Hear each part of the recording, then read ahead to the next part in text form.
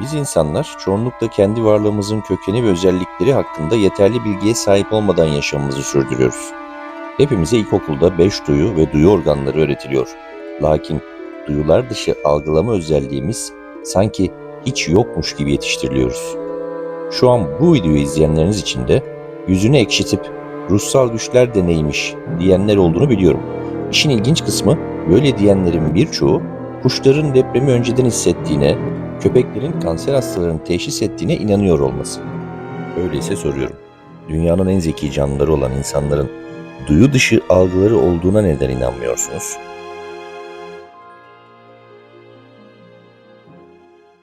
İnsanlar hızla akan yaşam nehrinin yanında kendilerine küçük bir havuz kazarlar. İşte o havuzda kokuşur, o havuzda ölüp giderler. Böyle diyordu 1900'lü yılların başında Krishnamurti. Krishnamurti, bu yüzyılın başlarında dünyamızda yeni yeni ortaya çıkmakta olan özgürlük anlayışının ilk kıvılcımlarını çakan büyük bilgelerden biridir.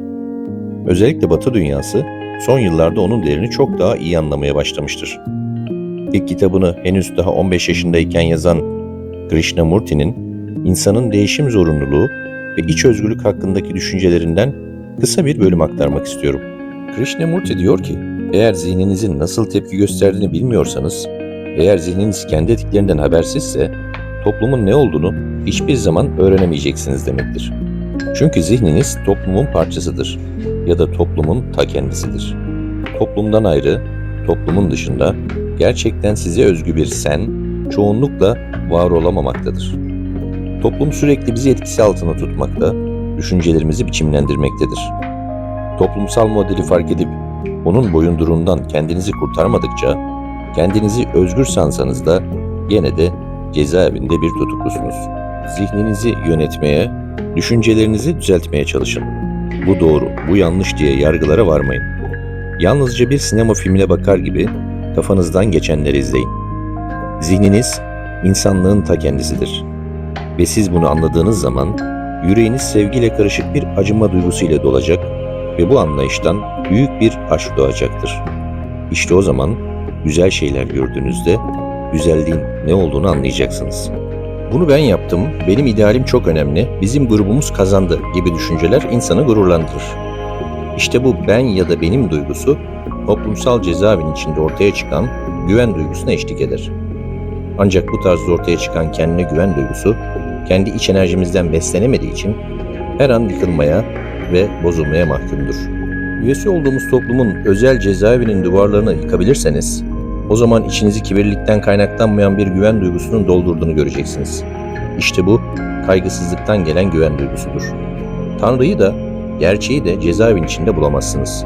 Ancak hapiste olduğunuzu anlayarak ve cezaevinin duvarlarını yıkarak bu anlayışı başlatabilirsiniz. İşte o anda, özgürlüğe doğru atacağınız her adım, yeni bir kültür, yeni bir dünya yaratacaktır. Özgürlük, canın ne isterse onu yapıp, dilediğin yere gitmek, dilediğini düşünmek midir? Bunları zaten yapıyorsunuz. Bağımsızlık özgür olmak için yeterli midir? Dünyada pek çok bağımsız insan var ama gerçekten özgür olanlar çok az. Bir şey olmak istediğimiz andan başlayarak özgürlüğümüzü yitiriyoruz. Özgürlük olduğunuzdan başka bir kimse olmaya çalışarak değil, yapmayı istediğiniz her şeyi yaparak değil, geleneğin gösterdiği yolda giderek, ana babanızın, öğretmeninizin söylediklerini yaparak değil, ancak bir andan ötekine ne olduğunuzu izleyip anlayarak sağlanabilir. Görüyorsunuz ya, böyle bir amaç için eğitilmediniz. Eğitiminiz sizi şöyle ya da böyle, şu ya da bu yolda önemli bir kimse olmaya heveslendirip kışkırtıyor. Siz önemli bir kimse ya da saygın bir örneğe benzemeye çalıştıkça özgür olamazsınız. Eğer şu ya da bu tür inançlara sıkı sıkı sarılır, her şeye belirli önyargıların ya da geleneğin açısından bakarsanız, gerçekle hiçbir bağlantı kuramazsınız. Keskin bir dikkatle, açık gözlerle ama hemen yargılamadan, hemen sonuçlara varmadan gözlemlemeyi sürdürürseniz, düşüncelerinizin şaşılacak derecede keskinleştiğini göreceksiniz. Önyargılarınızın her şeyi olduğu gibi görmenize engel olmasına izin vermeyin. Yalnızca ağaçları, kuşları, sokakta yürüyen, çalışan, gülümseyen insanları gözlemleyerek, sizde, sizin içinizde büyük bir değişiklik olacaktır. Sebebi her ne olursa olsun, hayattaki zorlukların ve hayattaki çok çeşitli sıkıntıların moralinizi bozmasına lütfen müsaade etmeyin. İçinizdeki güce inanın. Unutmayın ki yalnız değilsiniz. ve hiçbir zamanda olmadınız. O içinizdeki sihirli güç sizi her türlü sıkıntının üzerine çıkartacaktır.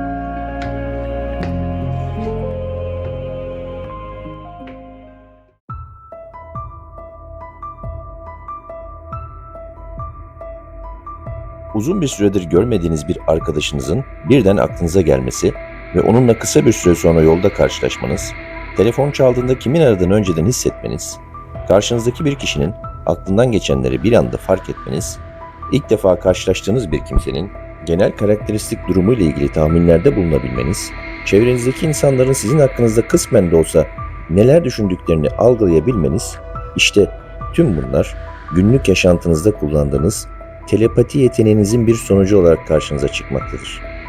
Fakat birçoğumuz bütün bunları tesadüfte açıklamaya çalışırız. Telepati bir kişinin düşüncelerini, duygularını veya zihinsel durumunu başka bir kişiye doğrudan zihinsel yollarla iletebilmesidir. 5 duyumuzun haricindeki duyular dışı algılarımızdan biri olan telepati, sizin bir zihinsel yeteneğinizdir. Bu yeteneği geliştirebilir ve kendinize parayla sahip olunamayacak bir değer katmış olursunuz. Duru görü kelime anlamıyla uzak görme anlamına gelir ve psikik bir yetenek olarak kabul edilir. Bu yetenek fiziksel gözler yerine zihinsel ya da ruhsal bir gözle bilgiyi, olayları ya da nesneleri görme yeteneği olarak tanımlanır. 3 farklı duru görü çeşidi vardır. Basit duru görü, herhangi bir anlam ve mesaj taşımayan bir takım imajların görülmesidir. Çoğunlukla gözler kapalıyken beliren bir takım imajlardan oluşur. İnsanların belli bir bölümünde bu yetenek kendiliğinden işler durumdadır ve bu oran hiç de küçümsenemeyecek boyutlardadır. Bu seviyede bir duru görüye sahip olan kişiler, gözlerini kapadıklarında istedikleri imajları rahatlıkla görebilirler. Bu imajlar ya kendi isteklerine bağlı olarak görülür ya da bir takım imajlar otomatik olarak gelip geçer. Mekan içinde duru görü, uzakta meydana gelen olayları ya da yerlerin algılanması ve görülmesidir.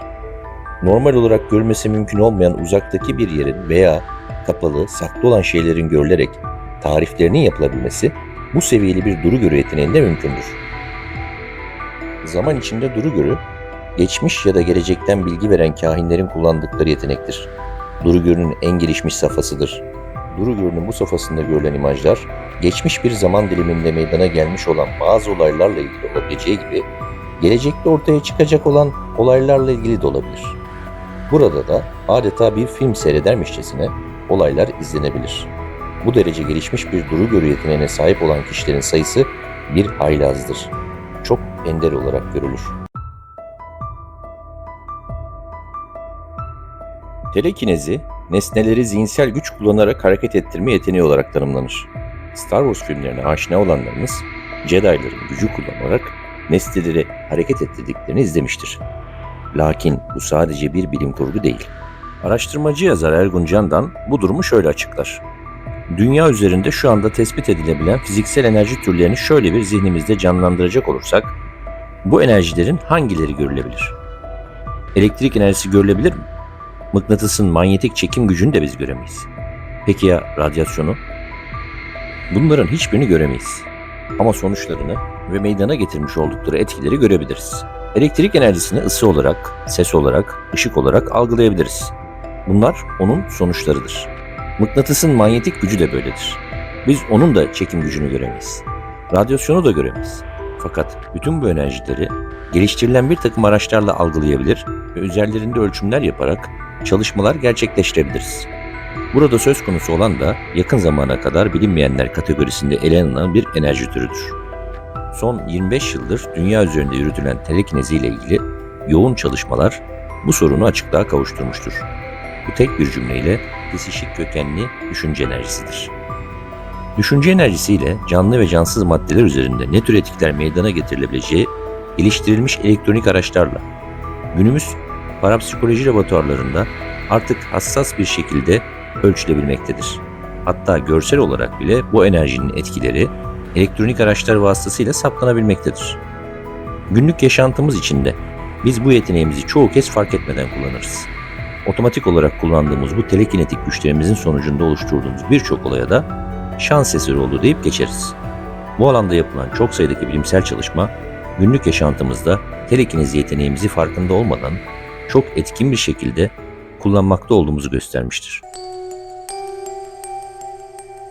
Videomuzu izlediğiniz için teşekkür ederiz. Umarım beğenmişsinizdir ve sizin için faydalı bilgiler sunabilmişizdir.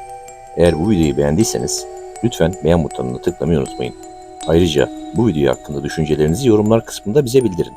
Yorumlarınızı ve geri bildirimlerinizi gerçekten önemsiyoruz ve sizinle etkileşimde bulunmaktan mutluluk duyarız. Bir sonraki videoda görüşmek üzere. Kendinize iyi bakın ve özgür zihinlerle kalın.